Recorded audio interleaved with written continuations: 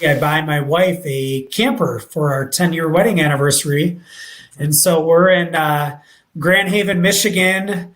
If anybody's familiar with Michigan, on the lake there, and I get this camper all set up for my wife, and I'm all excited. And she proceeds to tell me that she's headed home. And I thought, well, that's weird. We just got here. So I thought she's going home to get something, like we forgot something, right? We got 3 little kids, and I was like, okay, well, I'll see you when you get back. And she said, well, I'm not coming back. And I thought, what? You're not coming back? She was hot and miserable and pregnant. And so there I sit at Grand Haven Campground with this $30,000 travel trailer I just bought. And instantly my mind thought, well, all right, now I've got this liability sitting here that my wife don't even want to use. So there I am 10 minutes later on Craigslist, RV for rent. And that, what year was that? That was 2016. Okay. Yeah. Nice. Yeah, we're not too far from there, actually. Grand Haven. I'm in Valparaiso, Indiana, around the southern tip of the lake there. So, very familiar. But so from there, you decided to list it on Craigslist as a rental RV. How did that work? I mean, did it start getting booked out right away, or what was your experience? Yeah, so it was crazy. Literally within hours, people are reaching out to me, asking about renting my RV, so then I quickly start diving into this, and I realized, there's actually like an Airbnb for this industry. They had actually just started in 2015. So this is like ground floor. The guy that started this company, that he sold it for like $50 million or something or whatever a couple of years ago. He had went on an RV camping trip with his family, got back home, and he thought, what am I going to do with this RV? Yeah. So similar to me, like I've got this RV, and then he decided, I'll create a website. And so that's how this peer-to-peer platform started. So I instantly started uncovering all this stuff. There's this one company. And then there was another company that was kind of neck and neck with them, kind of like Airbnb versus VRBO for this industry. And so it just kind of spiraled from there. I got listed on those websites, and it was just literally one thing after the next. Yeah. And it's funny because that same experience is the way a lot of people start with Airbnb. It was how we started. We were buying a house, and it had this walkout basement. We're like, this is more house than we probably should be buying, and we've got all this space that's not being used. How can we use this to pay for the house? And then it, like you said, it kind of spirals from there. You realize there's a ton of potential here, so let's scale this into something that could be an actual business. So when did it go from being just something that you kind of did on the side to turning into an actual business that you wanted to pursue? Well, I'm that all-in entrepreneur. So, back up, we've got my pregnant wife that's miserable. It's summer. Well, come that August, so literally a month or so later, we have our baby number 4, Isabella. And I was just sharing this story a little bit ago. It's all of our kids were born by C-section.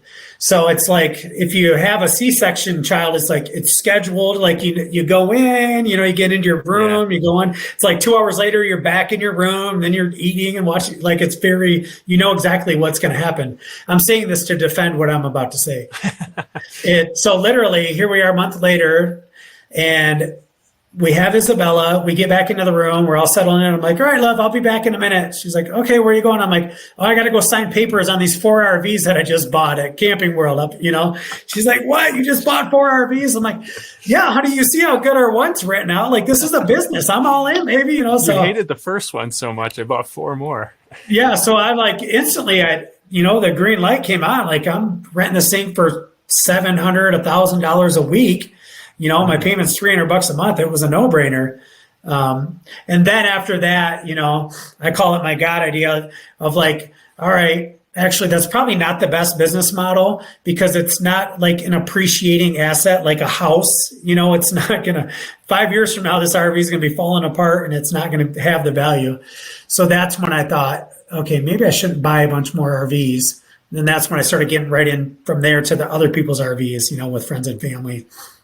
Got it. Yeah, I was going to ask you about that too, because that's always been my thought process, and something we've struggled with because we own 45 acres of land here that we live on, and our intent is to build out rentals on the land, and you can get pretty creative with all these different glamping type strategies. You could go from RVs to tiny houses to cabins to yurts, you name it, but the challenge that I always run into in my mind is that a lot of them depreciate over time. And so as I buy, separate houses that actually have a pin, that it's a actual house that appreciates over time, you can factor in that appreciation. But if you're paying a bunch of money for something that's going to eventually be worth nothing, it's tough for me to, even though the cash flow can be great, it's tough for me to go down that road. So you started a different strategy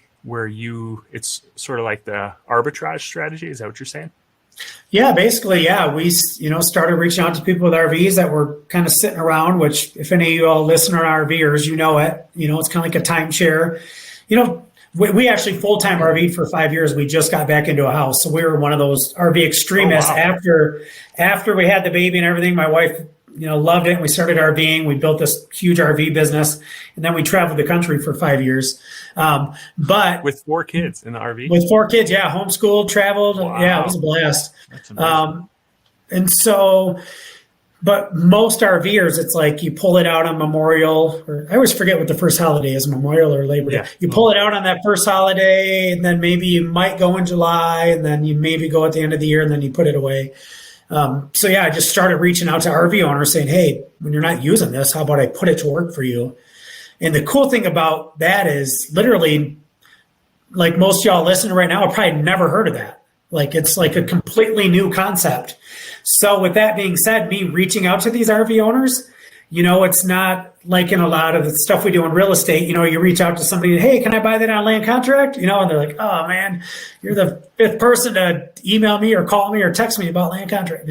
It's like blows people's mind because they've never even heard of the concept. And then when they hear how much they can make, and then we do all the work for them, it's usually a very easy yes, or it's the wife saying, yeah, someone's not sleeping in our bed. Like, no thanks, we'll pass. Yeah. Yeah, I can imagine that. I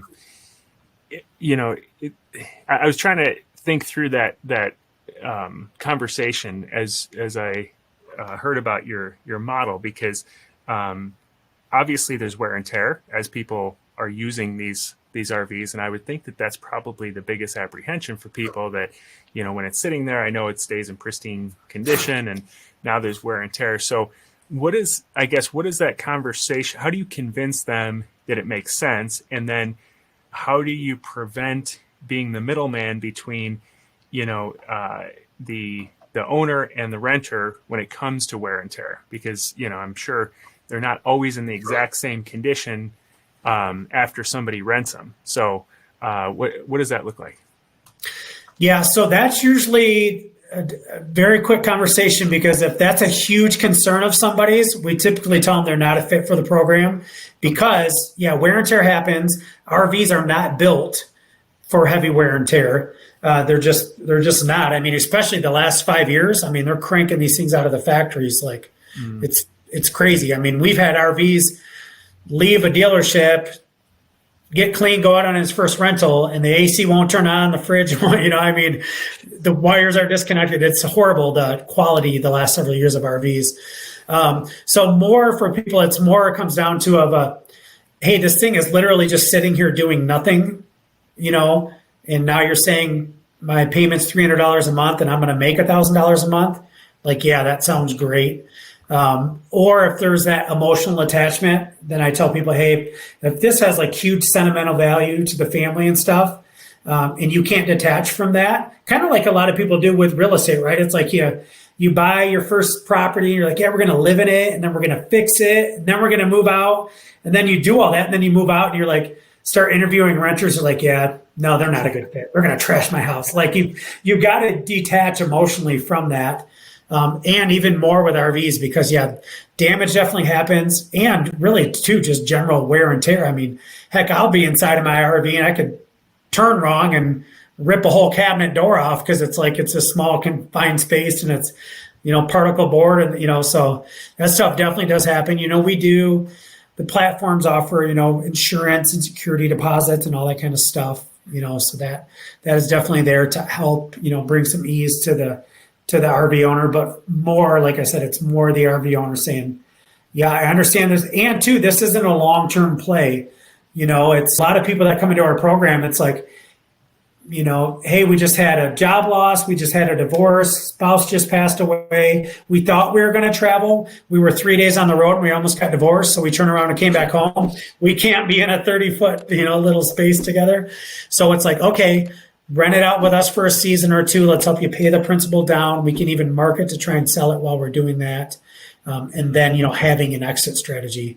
So a lot of times for people, it's more of like a saving grace lifeline. But we do have investors that will purchase. We have special arrangements where we can get great deals on drivables. But even with that too, you run it for a couple of years, you do your depreciation, and you have your exit strategy.